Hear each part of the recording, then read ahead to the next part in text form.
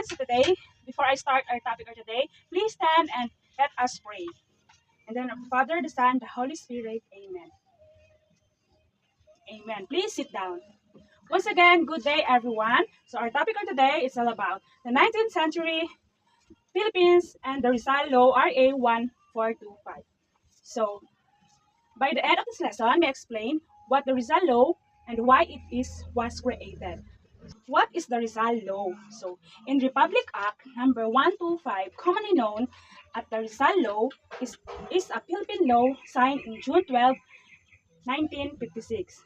It mandates that all educational institutions, public and private, must include courses on the life works and writings of Dr. Rizal in their study of these two great novels and No Le Tangere and El Filibusterismo. So, dalawa yung ginawa ni Rizal na. So, it was proposed by Senator Claro M. Rector and sponsored by Senator Jose P. Laurel. How history shaped Rizal and how law shaped us as a Filipino today. So, today, we have an activity 1. So, ang gagawin nyo, may papasagot ako sa inyo na activity. Kuha kayo ng notebook at papasagot ako sa inyo. So, ang ating activity ngayon is isusulat nyo sa inyong kwaderno ang true or false. Tingnan natin kung may natutunan kayo. So, I give you 30 minutes to answer.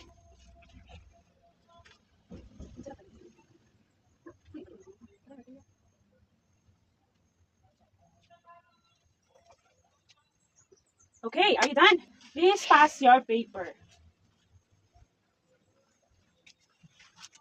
Okay, now may I proceed? Our discussion for today it's all about the 19th century context.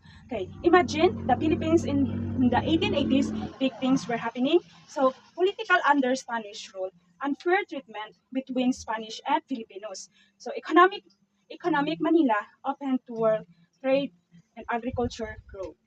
Social rise of the illustrados, educated middle class like Rizal. Cultural, new liberal ideas from Europe about freedom and quality. This condition did not just happen, they inspired Jose Rizal to write and fight the reform. So, meaning for today, so what does this mean for you? So, ano ang ibig sabihin sa inyo? Studying Rizal and his times help you. So, I understand where we come from, value our independence. Think critically and act responsibility, build a strong Filipinos identify. So nationalism is not just about the past, it's about how you live today. So now I have another pre-assessment. Multiple choice, direction, and reach it.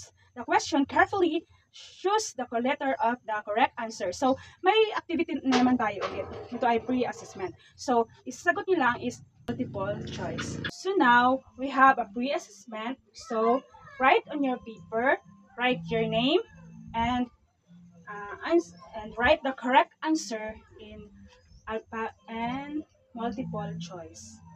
Okay, I give you 30 minutes to answer.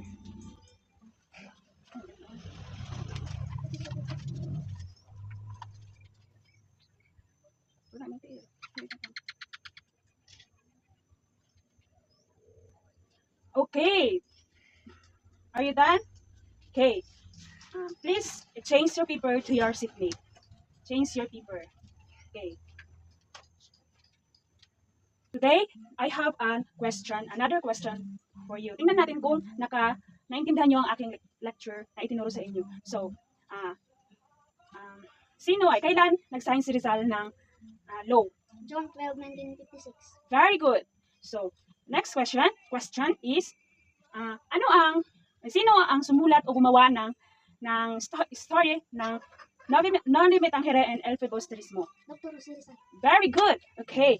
Ngayon, nakikita ko naman na may natutunan kayo. So, to summarize, the 19th century gave birth to Rizal's ideas and courage. The Rizal Law keeps those ideas alive in every classroom. Together, they teach us what it means to be a proud and responsible Filipino. That's all for today. Thank you for your listening. Goodbye.